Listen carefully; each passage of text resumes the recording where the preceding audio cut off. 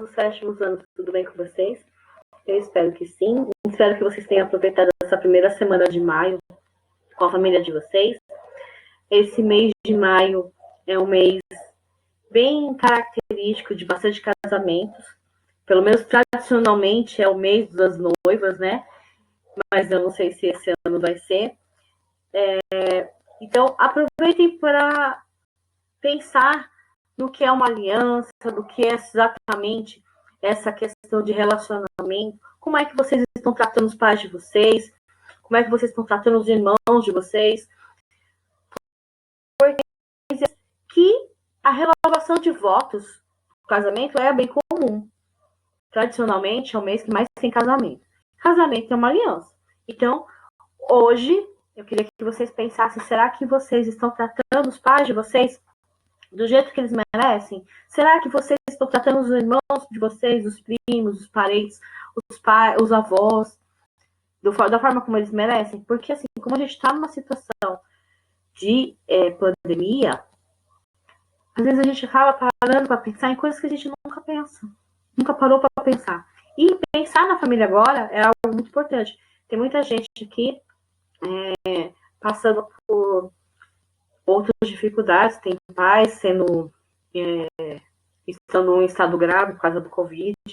Nós temos alguns conhecidos, tem maridos, esposos, filhos, pais, né, em situação de risco.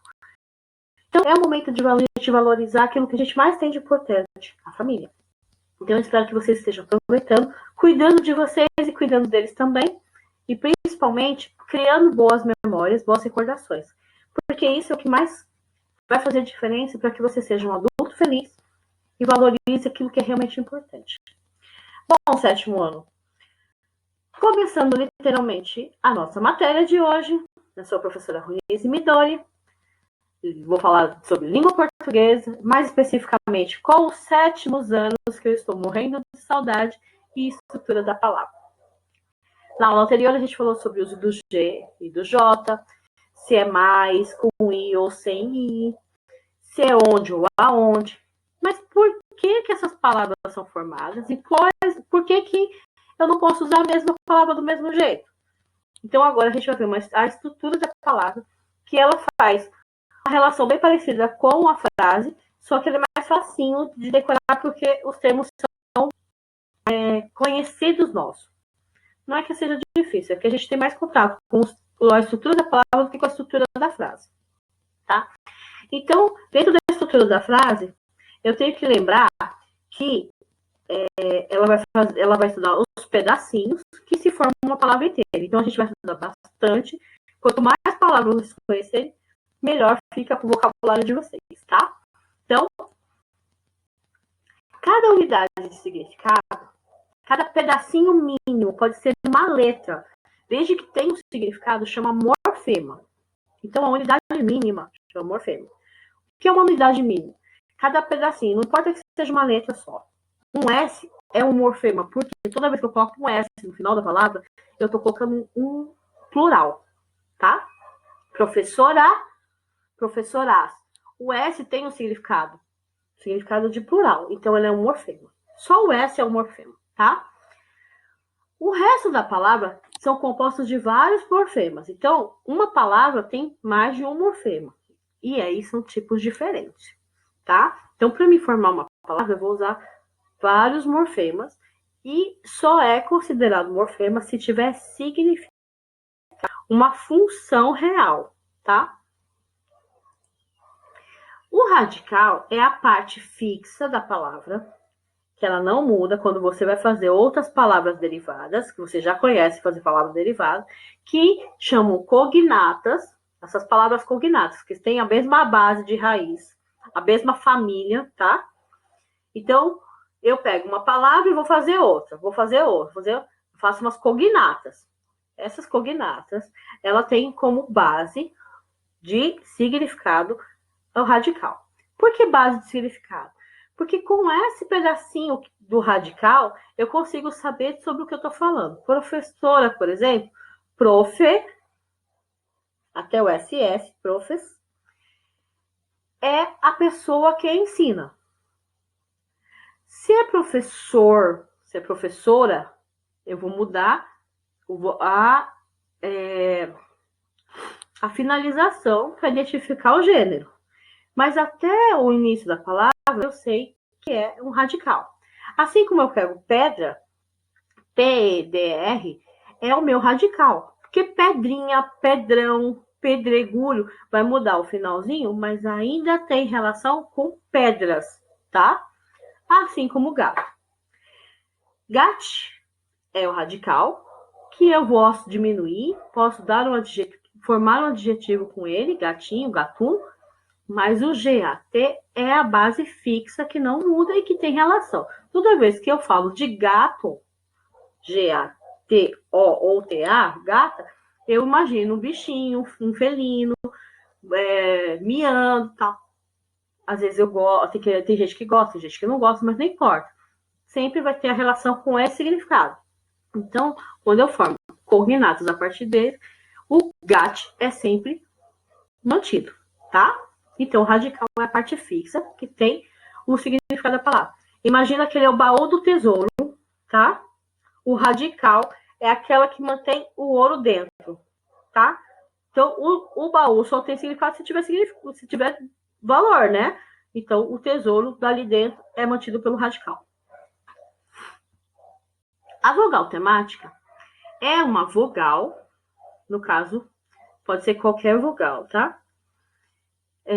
Que, ao ser colocado junto com o radical, ela forma a base de um nome ou de um verbo.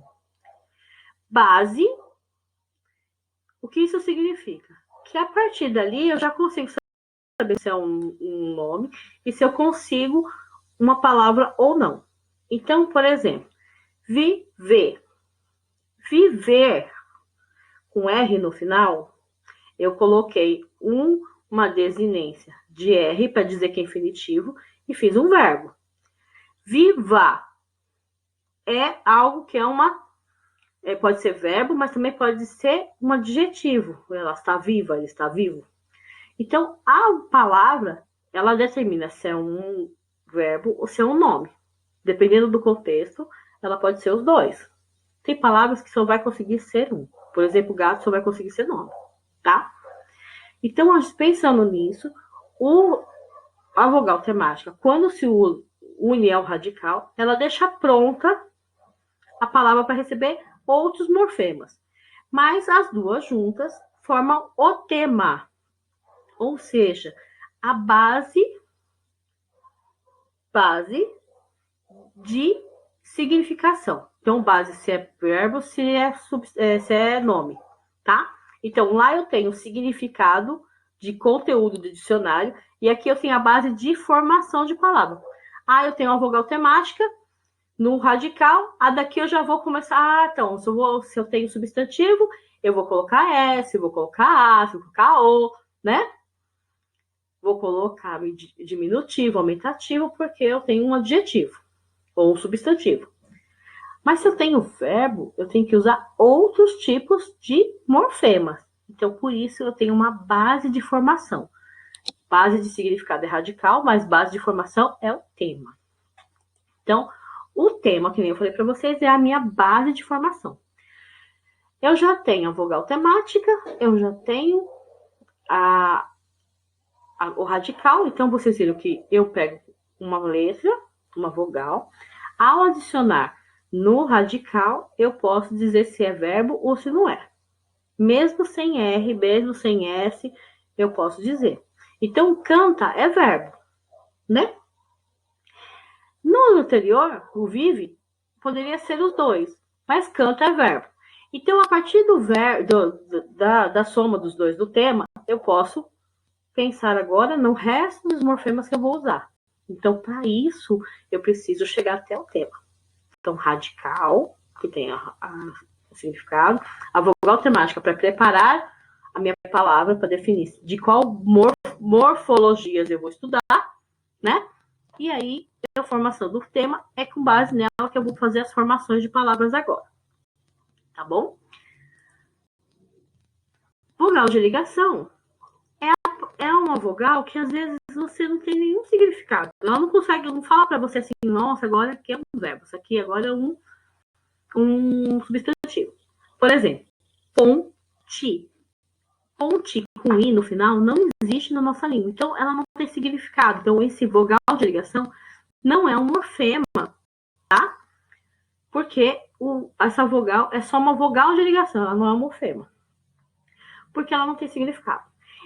A função dela é ligar um no outro para que você tenha o ponto de dicção, o ponto de fala mais fácil para vocês. Porque pontagudo parece que está disputando a acentuação. Pontiagudo fica mais fácil de falar, mais suave, você força menos a sua dicção. Tentem. Pontagudo e pontiagudo. Qual que é mais fácil de falar? Sentido? Agora imagina que você tá bravo e você tem que falar que é pontagudo. Viu como você faz uma força na ponta da língua? Pontagudo.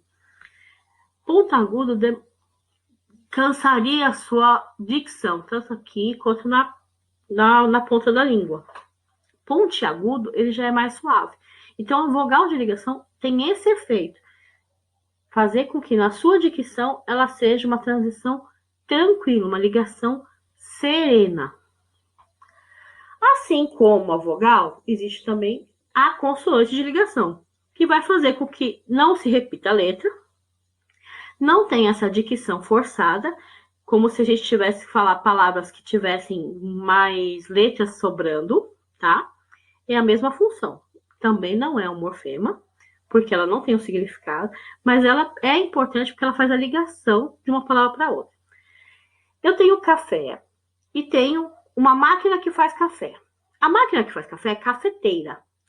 O eira é um morfema que eu uso após o radical, após o tema, que me diz que algo é feito com café. A máquina que faz café. Ou a pessoa que faz café. Por exemplo, costureira é a pessoa que faz costura. Então, eira geralmente é alguém que executa essa função. Alguém ou algo que faz essa função. Esse morfema, ao ser colocado com café, ficaria cafeeira. Cafeeira é outra coisa, né? Então, para que a gente tenha uma diferenciação de palavra, para que não tenha um significado igual, ou que não tenha uma força excessiva na dicção, a gente pode usar uma consoante de ligação também, tá? Então, cafeteira, esse T é uma consoante de ligação, e a cafeteira ficou muito mais fácil de se falar, e ninguém vai errar com cafeeira, né? Porque o significado é diferente. Ok, gente? Desinência é o finalzinho das palavras que ela vai me indicar se dentro do substantivo, dentro dos nomes, se ela é feminino ou masculino, plural ou singular, ou se dentro do verbo, que tempo, modo e a pessoa do discurso que ela vai ser. Como assim? Assim, ó. Desinência é o finalzinho da palavra. Vocês lembram que no sujeito oculto e sujeito indeterminado eu tinha que descobrir em que tipo de pessoa, que pessoa do discurso era conjugado o verbo? Então, se era nós, se era ele, se era tu, era sujeito oculto. Se era eles, era sujeito indeterminado. Pois bem, para fazer esse tipo de relação, eu fui na desinência, que é o finalzinho do verbo. Então, eu tenho que saber conjugar o verbo para saber a desinência. Aqui é a mesma coisa. A desinência de uma palavra, quando ela é uma palavra nominal, ela vai determinar para mim se é feminino ou masculino, plural ou singular. Gate, por exemplo, é a minha raiz. A vogal temática. Gata, eu formei um tema, mas também formei o gênero do meu substantivo, porque o A é feminino. Então, a vogal temática pode compartilhar também o valor de desinência. Então, tem o vogal temática e a desinência. Mas eu vou lá e coloco o S. Então, eu já tenho um plural, tá? Gate, A e S vai formar gatas, que são felinos do sexo feminino e mais de um bichinho. Portanto, aqui, pela desinência, pelo finalzinho, eu sei algumas informações dessa, feminino e plural. Entenderam? Já na verbal, eu tenho que ter um verbo, uma palavra com base verbal, verbo, que eu coloco a desinência, que geralmente é o tipo da conjugação. Então, viver é conjugação, a segunda conjugação, final er, né? Viver, er. E aí, aqui eu tenho o finalzinho do verbo, que é indicação do modo, do tempo e da pessoa do discurso. Então, vivemos. Quem vivemos? Nós, pessoa do discurso. Quando vivemos? Hoje, porque esse aqui é indicativo. E, modo indicativo. E hoje, que é presente, certo? Então, eu tenho o modo, que é indicativo, vivemos. O tempo, que é hoje, que é presente. E a pessoa do discurso, nós. Tudo isso indicado nesse finalzinho aqui. Então, olha como essa desinência tem um significado complexo. Ela tem bastante coisa. Então, se eu não consigo conjugar o verbo, se eu vou lá e fico assim, vamos comer, povo, e corto o R, eu tô cortando os significados da palavra. Por isso que a professora fica assim, gente, escreve direito, não come o R, não come o acento. Porque às vezes faz uma diferença muito grande no significado, tá? Então, vamos começar a comer, jantar com R. Afixos são os morfemas que eu vou colocar com acréscimo no meu radical. O meu radical já tem uma base de significado de elementos de significado a mais, mas aí eu posso usar os afixos que vão abranger, vão aumentar ainda mais o meu significado. Os afixos são as partes que são presas, então seria como os acessórios. Esses acessórios que são presos, né, no meu radical, podem ser do tipo prefixo, que vem antes do radical. Então, atípico é o que não é típico. Esse A, ele tem o significado de sair fora, de ser contrário. Tá? Então, ser contrário do típico é atípico. Uma pessoa que não é normal é anormal. Uma pessoa que não conhece a moral é amoral, tá? Ah, mas só o A? Não.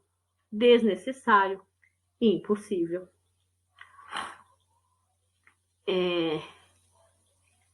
Incansável, tá? Tem outros, pré-julgar, tá? Todas essas palavras que eu coloquei antes são prefixos.